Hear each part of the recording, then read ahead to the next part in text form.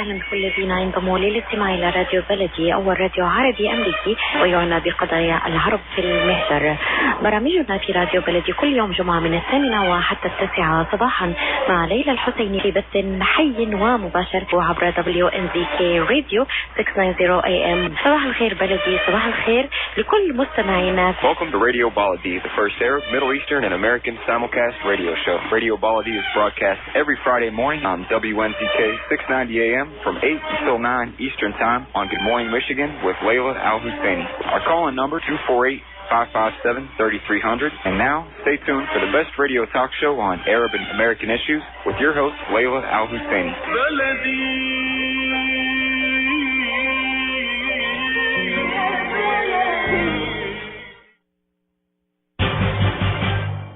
I am Atef Gawad. Join me the first Friday of each month at 8 a.m. Eastern Time.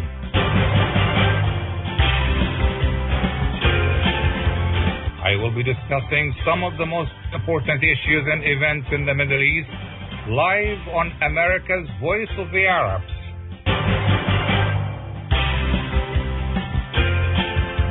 WNZK 690 AM and WDMV 700 AM.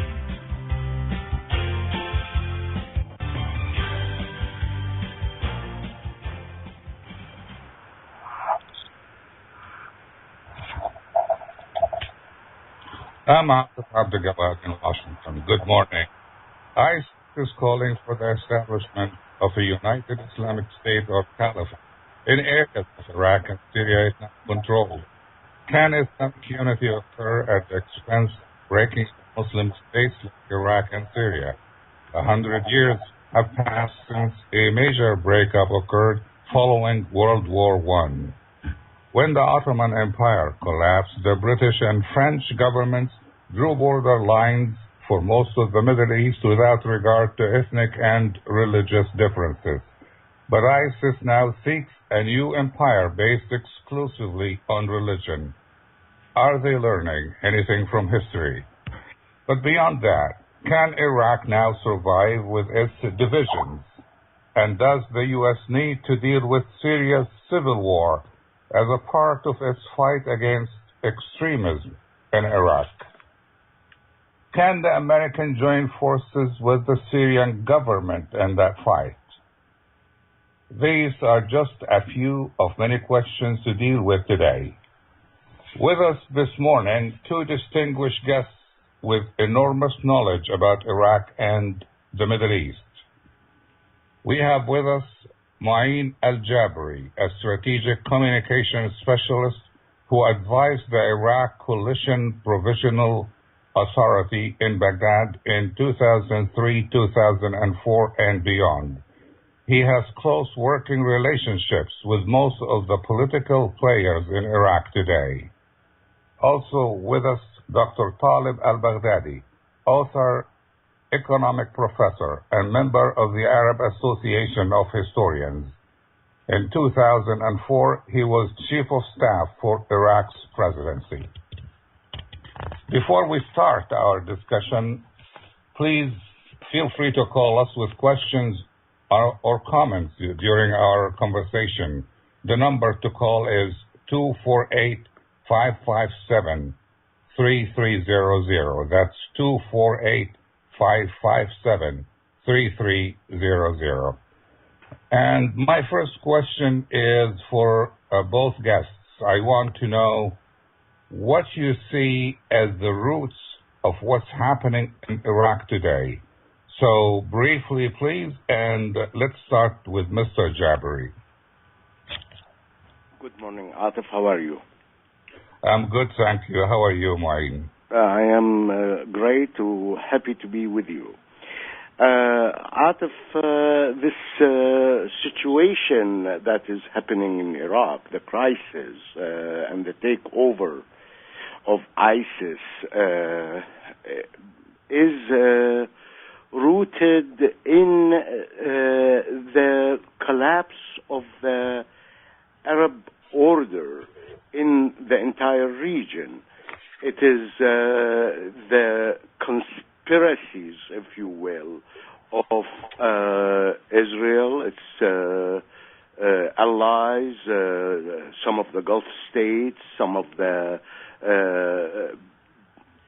people that consider themselves disenfranchised, those that were put on the run by the Syrian army and ran into Iraq.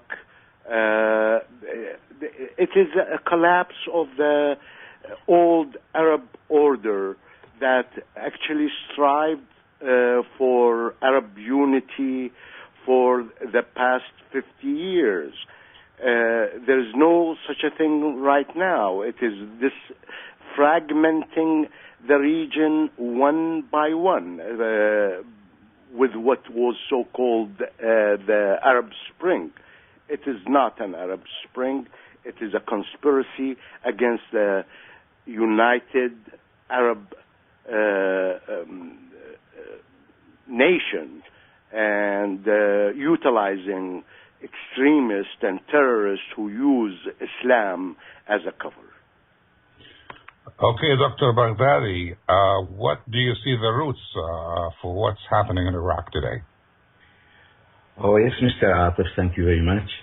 I agree totally with Mr. Aljabiry, but I must not forget 2003. I think it was the beginning. The occupation, the American occupation to Iraq was the beginning to what happens actually in Iraq. In my opinion, the target of the occupation is to start what Mr. Jabiri described. That means the division of Iraq, which is the key point to the division of the Arabic region or Arabic countries. And as you said before, when you in your introduction, we must go to the Sykes-Picot. 100 years after Sykes-Picot, I think the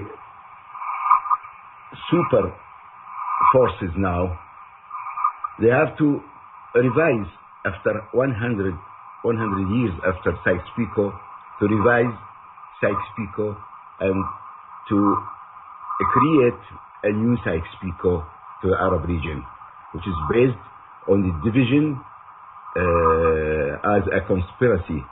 When Mr. Jabiri said conspiracy, but conspiracy by whom? So, for this reason, I don't forget 2003. But the question, of course, is if this is due to conspiracy, so are you saying, you see, the whole thing started or related to the so-called Arab Spring. Can we consider the Arab Spring movement, if we may call it Spring, can we consider it a result of any sort of conspiracy? Mr. Jabiri? Well, first of all, the conditions in the Arab world were ripe for change. With the authoritarian regimes that existed in Tunisia, in Egypt, in Libya, and other parts of the Arab world, people were fed up with all that. So, for one reason or another, people rose up against this, but without clear aim and leadership. They could have been penetrated and manipulated into this fragmenting the region, which Dr. Talib just alluded to by mentioning the redrawing of the borders of the Arab nation 100 years after Sykes-Picot. The Arab Spring, we all had high hopes for what was called the Arab Spring. But the byproducts of the Arab Spring was disasters to the entire region, except for perhaps the Gulf states who were able to buy the discontent with great expenditures, and kind of survived that, except for what's happening in Bahrain. But I think if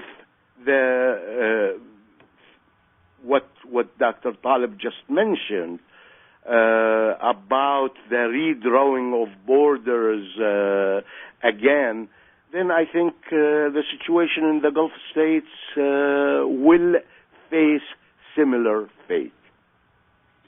Okay, Dr. Baghdadi, here is a question from what Muean has said, and that is, it looks to me, at least to many people, that the most stable of Arab countries now are Gulf states, those oil-rich Gulf states. In other words, these are despotic, they are dictatorships, they are family-ruled, and what we see is maybe money is the reason why those countries are the most stable in the area right now? First, I think the objective conditions in these countries are so different from the other Arab countries. You know, lack of people, population, and high riches because of the petroleum. But we don't forget the high stability of Syria 4 years ago. I was in Syria and I was living in Syria. It was, in spite of the dictatorship, it was the most stable country between the Arab countries. But suddenly, we see what happened. So, I don't have the, let's say, the confidence that everything will be stable in every Arabic country. That's my opinion. Okay, let me go back to Iraq. Mr. Aljabiry, the U.S. wanted to leave some troops behind, but wanted legal immunity for them, and then the Iraqi government, as we know, declined that request. Would the troops have made any difference today? Well, it's a very interesting situation. Prime Minister Al-Maliki and his rule of law and Da'wah party insisted on not providing immunity for U.S. troops over there, over the discussions on the SOFA agreement, the security arrangements. However, it's very strange now. The administration just sent over 500 troops to Iraq, and Prime Minister al-Maliki did not raise the issue of immunity at all, accepting them when he needed them. This points to a fact that the government in Iraq, led by al-Maliki, had absolutely no vision in terms of what the future might bring. Remember, Iraq is surrounded by countries that are not on with the new state of Iraq after 2003. I mentioned Saudi Arabia, Iran, Turkey, and others. Now there is an acceptance to do this. Why is that? Because of the weakness of the central government, the weakness that has led to the takeover into Mosul, whether it is by through plans and strategic thinking of countries in the region, among them Israel, Turkey, and God knows everybody there. The problem is that the administration here is not acting fast enough. The 500 or so troops being sent will take a long time to make a difference in the situation in Iraq, while ISIS, with all the resources and alliances it has inside Iraq and outside Iraq, is moving very fast to create its Khalifa state, or what they call Khalifa al-Islamiyya or Dawla al-Islamiyya. And that is a threat to the entire region, that the U.S. administration will regret not moving fast to help in reshaping the region, particularly in Iraq and Syria. We will be back after the break. Ziyad brand. Quality products from our family to yours. Ziyad Brothers Importing offers the finest quality products, including brands like Sultan, Kraft, Nestle, Hook, Rico Picon, Donna, and many more. Ask your retailer to carry these fine products, because you deserve the very best. For more information, visit our website at www.ziyad.com. That's www.ziyad.com. Ziyad, quality products from our family to yours.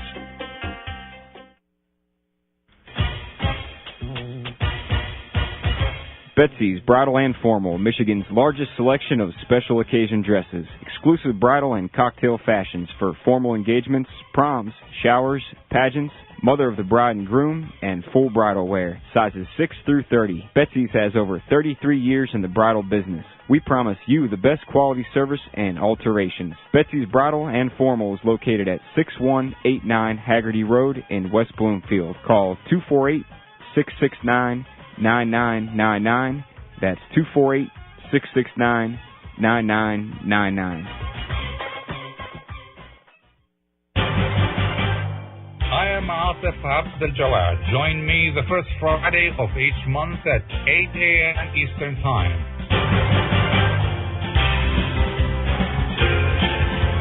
I will be discussing some of the most important issues and events in the Middle East, live on America's Voice of the Arabs.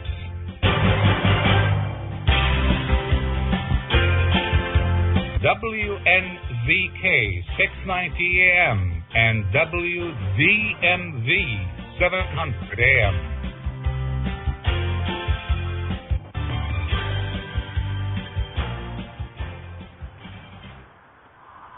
Welcome back to our discussion. We are happy to have with us, continue our discussion, Mr. Muean Aljabiry, a strategic communication specialist who advised the Iraq Coalition Provisional Authority in 2003 and beyond. Also with us, Dr. Talib Al-Baghdadi, author, economics professor, and member of the Arab Association of Historians. Before we continue our discussion, I would like to remind you that you can call us with the questions or comments, and the number to call is 3300. That's 248-557-3300. Mr. Dr. Baghdadi, some people say ethnic and religious divisions in Iraq are ingrained in Iraqi society. As we know, the British and French should have split Iraq into, they drew the lines, and some people wonder whether the British and French should have split Iraq into 3 states. Your comment, please.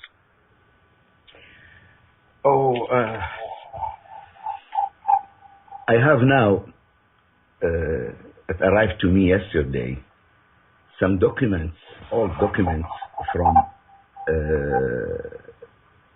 the British, let's say, authorities at that time regarding the creation and the independence of Iraq in 1918 and 1919.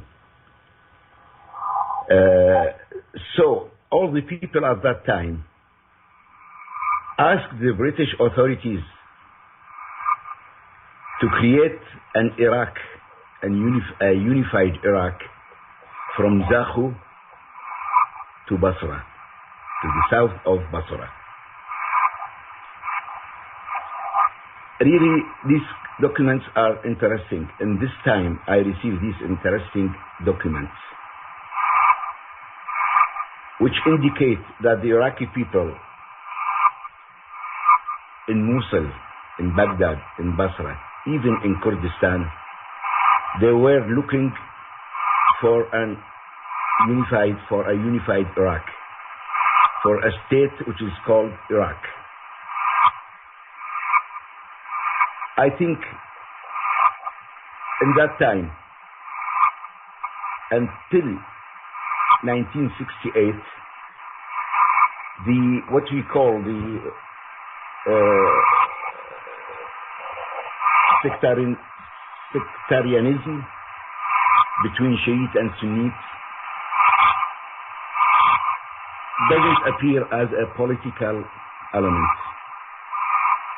There is this, let's say, discrimination between both sects of Islam, but there is no struggle between them. There is no antagonism between them. Just the people are divided according to the sect, to the religious sects. So, after 1968, some cases of this discrimination appeared, arise to the, let's say, to the politic, to the political aspect. Since the occupation, the American occupation, the regional forces started to encourage this discrimination, encourage Sunnite, encourage Shiite. The situation of what we call the political machine in Iraq, Al-Amaliya Siyasiyya, helped the sectarianism to be grown in Iraq. The weakness, as Mr. Aljabiry, he touched really, he is touching very well the reality of what happens in Iraq and in the region. The weakness of the Al-Amaliya Siyasiyya, of the political operation or machine, let's say the illiteration of the people who are ruling in Iraq.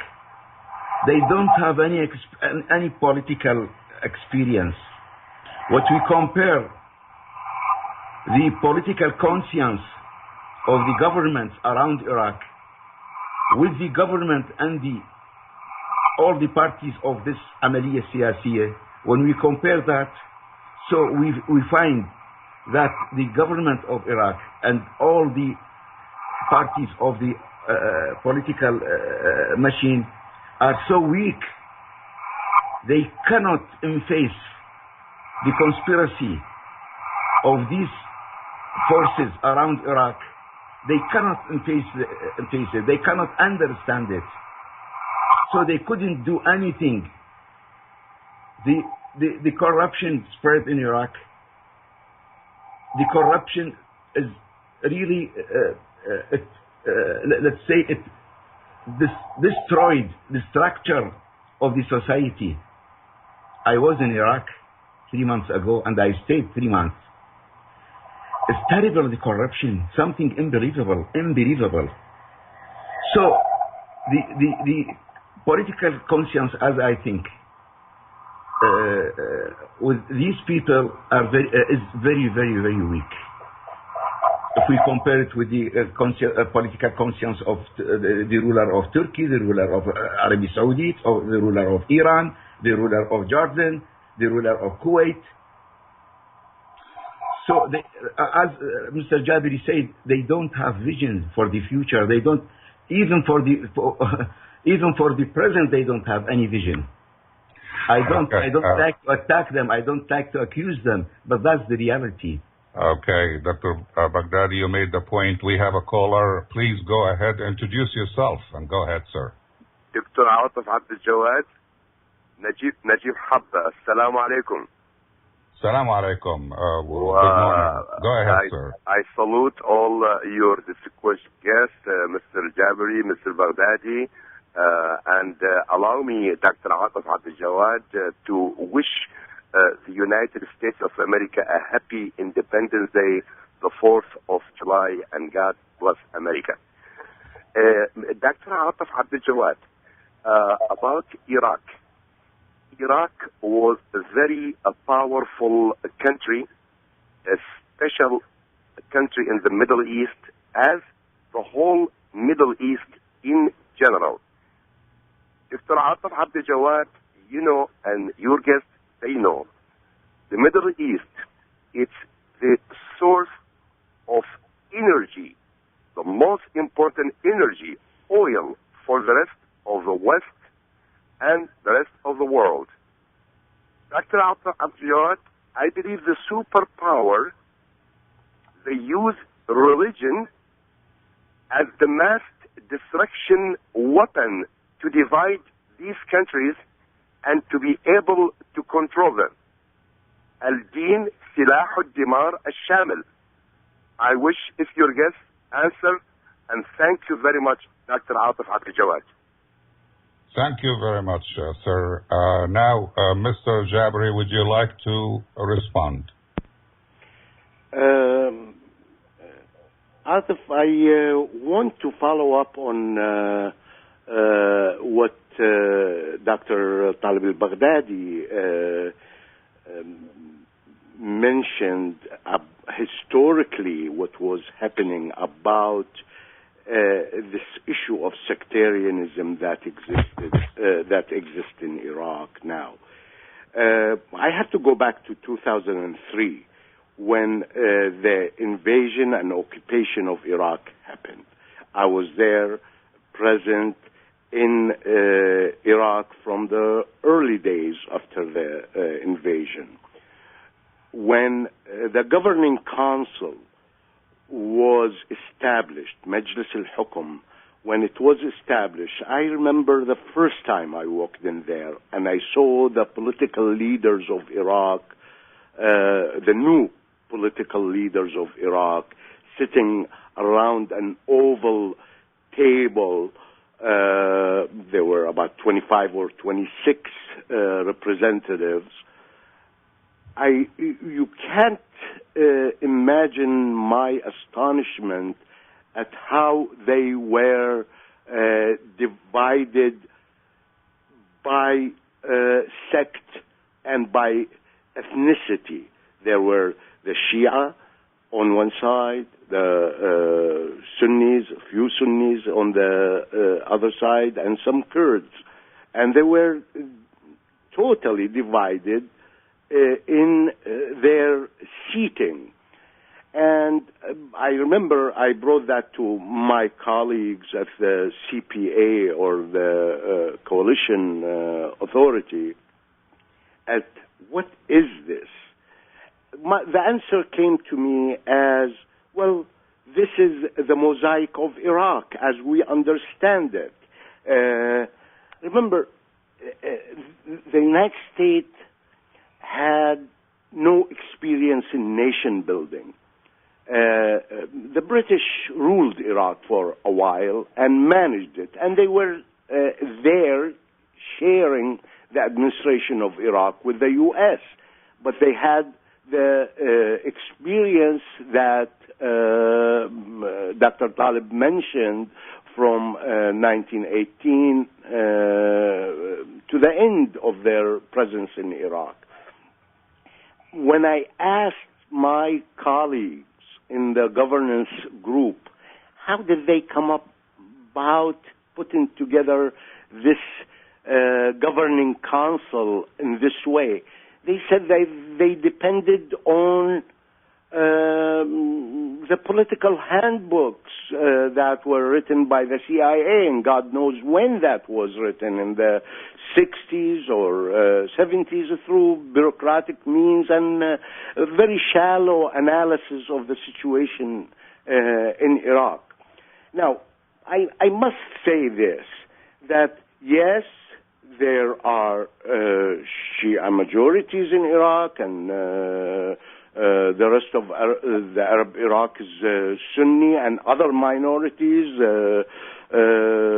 Christians, Yazidis, Sabi'is, and others. But Iraq has been all this time in history, during this past 100 years, is unified, and you find families, my family, and I'm sure Dr. Talib's family, has marriages and relationship with people from other sects and other ethnicities. So to say that this sectarian divide or ethnic divide in Iraq is ingrained within this society, I think that's not truly the case. I pray and I hope that Iraqis, whether Arabs, Kurds, or Shia or Sunnis or other minorities, start thinking in terms of the unity of Iraq, because it is important now and it's important in the future. And unfortunately, the political leadership that exists today in Iraq, whether it is the people of the ruling government or the parliament or the people themselves, have to realize that the fragmenting of Iraq is going to be a danger, not only to Iraq, not only to the unity of the families in Iraq, but it is to the entire region, and God knows where this is going to lead and how far it is going to affect us. We actually do not need to be like Somalia or like Afghanistan. We have aspirations of Arab unity, and using, to refer to what your caller just mentioned, using religion and ethnicity to divide people is not a new game for the superpowers. It's an old game.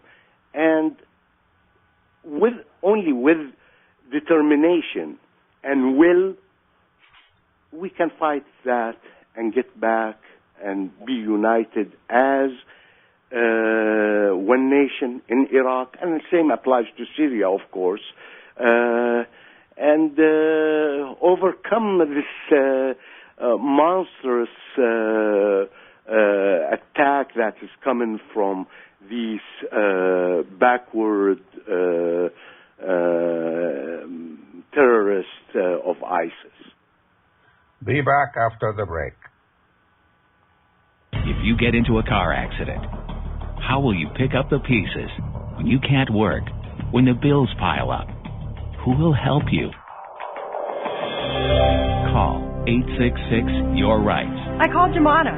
She took care of everything. My medical bills, lost wages, and even a large settlement. I am Jumana Kiruz, and I assure you that my team will not stop until you get the most for your rights. If you've been in a car accident, call Jumana. 866-YOUR-RIGHTS.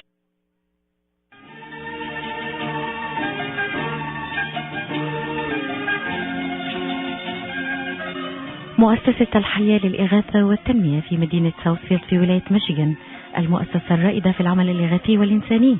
مؤسسة الحياة ومنذ 20 سنة تقدم العون للفقراء والمحتاجين والمتضررين بسبب الكوارث الطبيعية أو الحروب في شتى أنحاء العالم. كما تقوم مؤسسة الحياة بكفالة الأيتام والعوائل الفقيرة وحفر آبار المياه في مناطق الحاجة، وأيضا تقوم مؤسسة الحياة بتزويد المشافي والمستوصفات الصحية بالأدوية والمعدات الطبية وإنشاء مدارس وعيادات طبية في أقطار عديدة من العالم. ومؤسسة الحياة مرخصة للعمل في الولايات المتحدة الأمريكية، وجميع التبرعات معفاة من الضرائب. اتصلوا بمؤسسة الحياة للإغاثة والتنمية على رقم الهاتف المجاني 1-800-827-3543 أو زوروا موقعهم الإلكتروني على www.lifeusa.org.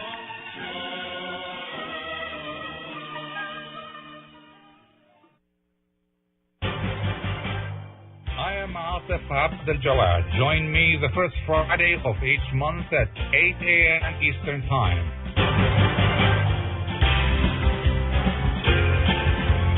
I will be discussing some of the most important issues and events in the Middle East, live on America's Voice of the Arabs.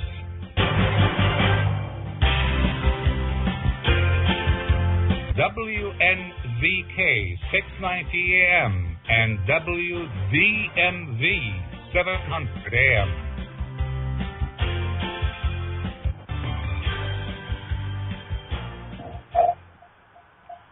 Welcome back to our discussion with our two distinguished guests, Mr. Muean Aljabiry, a strategic communication specialist who advised the Iraq Coalition Authority in 2003 and beyond, and Dr. Talib Al-Baghdadi, author, economics professor, and member of the Arab Association of Historians. Let me remind you again that feel free to call us with any questions or comments during our conversation. And the number to call is 248-557-3300. That's 248-557-3300. Dr. Baghdadi, some believe that the fighting in Iraq, the current fighting in Iraq, is what may be called war by proxy between Saudi Arabia and Iran. Your comment, please. In a part of this question is right. And this is subject to a historical question. The struggle between Wahhabite and the other sects of Islam started before the independence of Iraq and Arabia Saudite. Started when Wahhabite attacked Iraq and they destroyed Karbala and tried to destroy Najaf, which is the main center of the religious Arab Shiite or all the Shiite in the world. And then after the independence, they tried to control some parts of Iraq till 1936 it was the agreement between Saudi Arabia and Iraq after the conference or the meeting between King Faisal first and Abdulaziz Al Saud. But the problems really continued as the Hashemite family who ruled Iraq has been fired by the Saudi from Hijaz, from Mecca and Jeddah. So the antagonism between both families continued in spite of the influence of Great Britain at that time.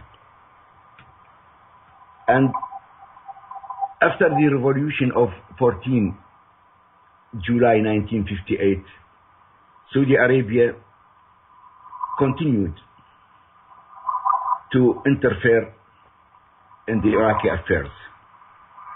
But it couldn't do anything because of the powerful of the governments at that time. At the time of Qasim, at the time of Arif, and even at the time of the ex-Ba'athists.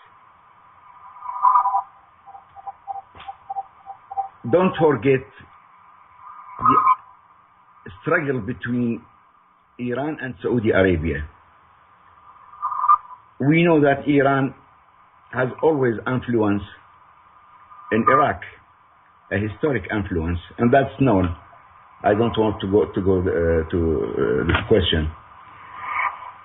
So, let's say the struggle between Saudi Arabia and Iran also has affected the situation of the Saudi situation vis-à-vis Iraq.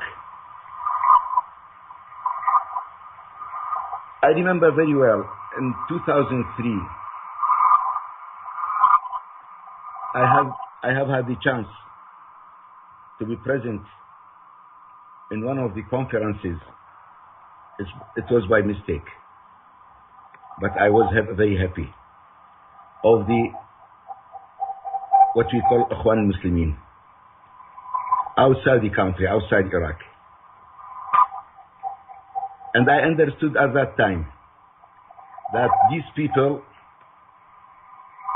are not only allied to Saudi Arabia, but they are going to work together against the new situation happened in Iraq after the invasion, after the American invasion. From the beginning, it was 1 week or 10 days after the invasion.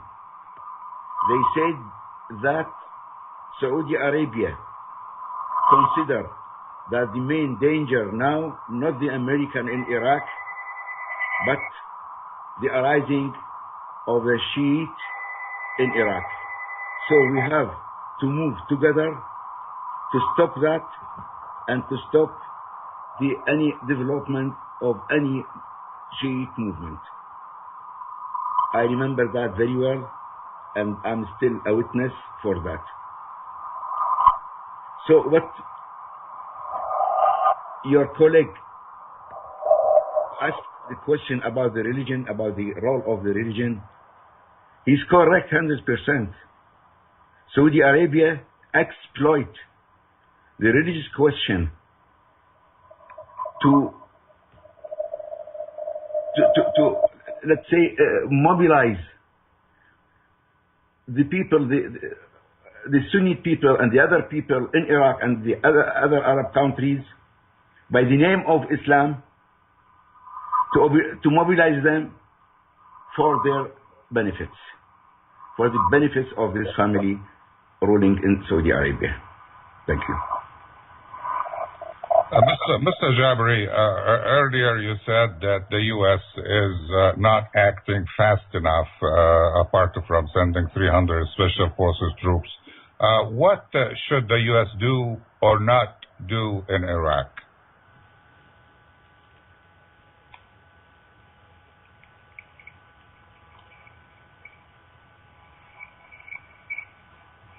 Must realize the great danger that is affecting the entire region, as many speakers, congressmen, and senators, and other government representatives stated that the outcome of this will endanger the U.S., whether it's inside the U.S. or the interest of the U.S. in the region. The U.S. must bring out, because of its influence, because of its power, bring out the unity of the political forces in Iraq, and to support and build strong armed forces, supply the armed forces of Iraq. There are positions that have been taken yesterday by the White House against the secession of the Kurdish region, which is a very positive move. I hope that is translated into actions. Sending 500 people to Iraq to train is not sufficient. It's not fast enough. There is a need to make a very strong position for the unity of Iraq, and supporting that with every means possible to keep Iraq united, and at the same time that they are actually considering the future of Syria by seeing the monster that was created while they were deep asleep, or actually nurturing such things by what was happening in Syria. The U.S.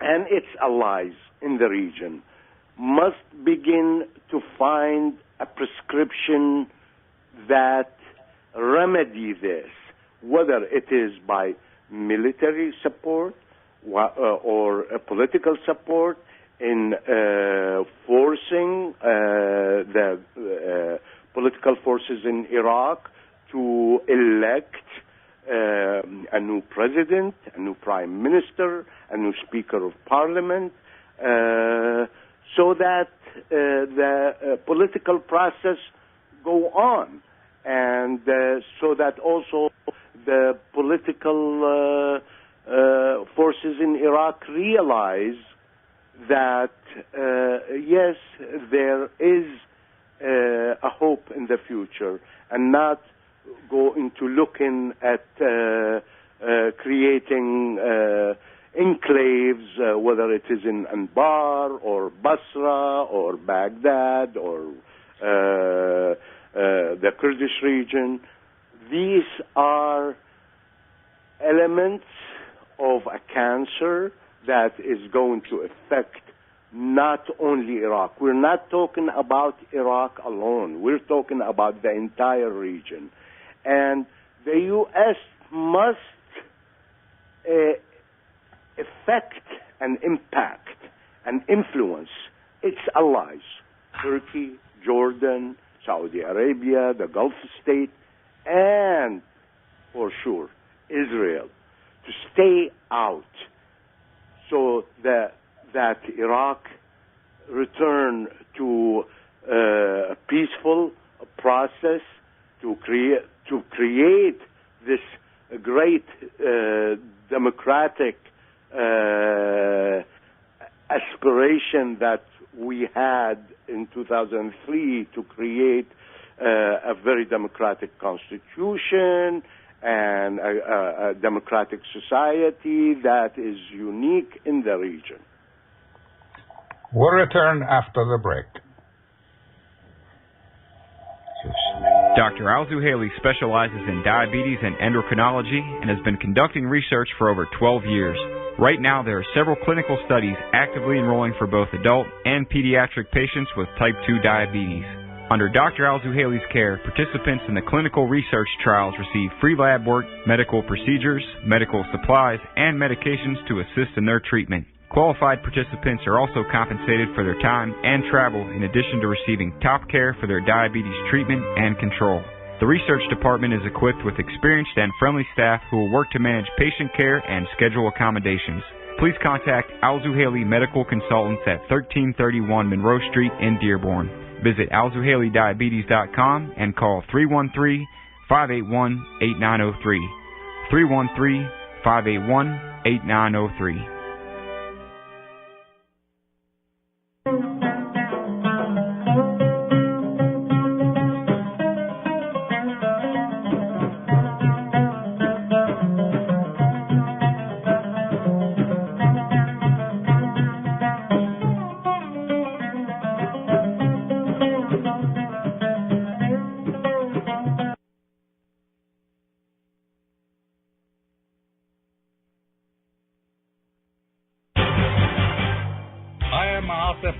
Gawad. Join me the first Friday of each month at 8 a.m. Eastern Time.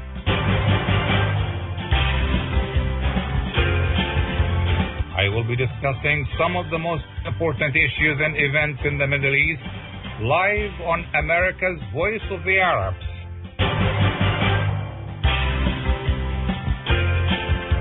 WNZK 690 AM and WDMV 700 AM.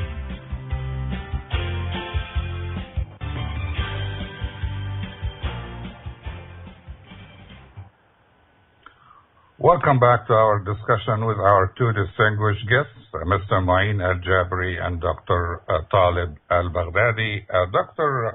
Baghdadi, the U.S. is facing a strategic dilemma in fighting ISIS and extremist groups in Iraq and Syria. The U.S. finds itself aligned with Iraq and also with Syrian President Bashar al-Assad. How likely is it that we may see a U.S. policy shift toward Damascus? Really, I cannot say anything about the politics, about the policy of U.S. towards the other problems, because this is something related to them. I cannot interfere in that. But I would like to say that the situation in Iraq necessitates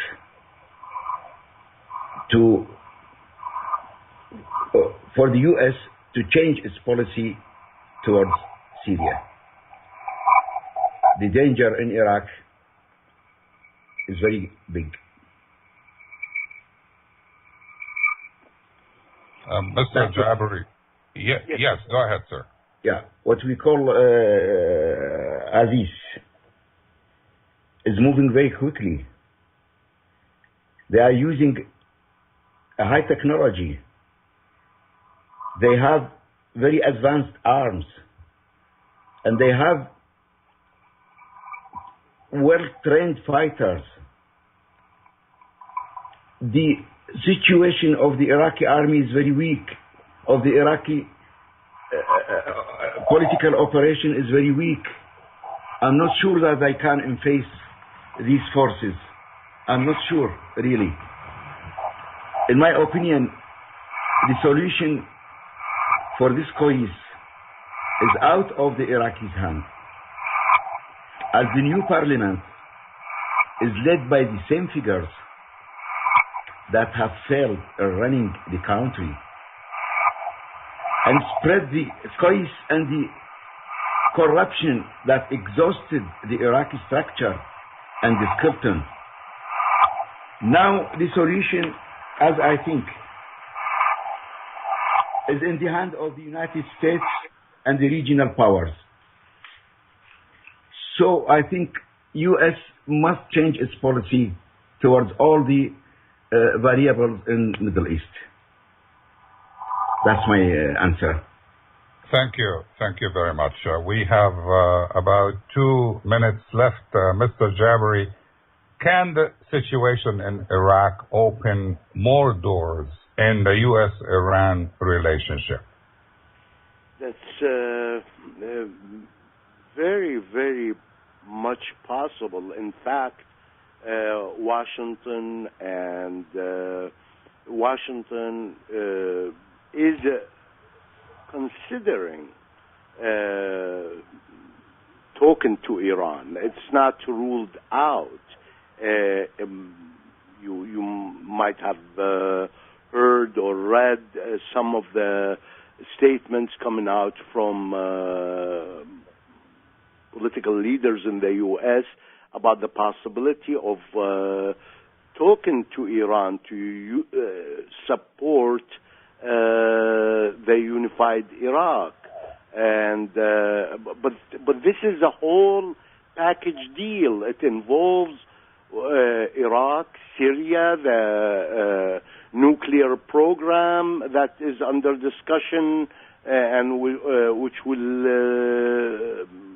hopefully end with a positive resolution on July 20th in the negotiations that's happening between Iran and the U.S. and other European countries. As Dr. Baghdadi mentioned, Iran has an influence in Iraq, whether it is cultural influence or political influence. Iran must be engaged. And, of course, there are those others like Turkey, Jordan, Saudi Arabia, and others must be engaged in preserving the unity of Iraq. And it is very important that this issue of the referendum that is going to be that was proposed by Mr. Masoud Barzani in Kurdistan must be influenced by the U.S. and its allies to keep the integrity of Iraq. In concluding our show this morning, I would like to thank our two distinguished guests, Dr. Talib Al-Baghdadi, author and economic professor and member of the Arab Association of Historians. In 2004, he was Chief of Staff for Iraq's presidency. I also would like to extend my thanks to our distinguished guest, Muean Aljabiry, a strategic communication specialist who advised the Iraq Coalition Provisional Authority in Baghdad in 2003 and beyond. And he was also in a very close working relationship with most of the main players in Iraq today. Thank you all very much, and see you the first Friday of next month. Goodbye.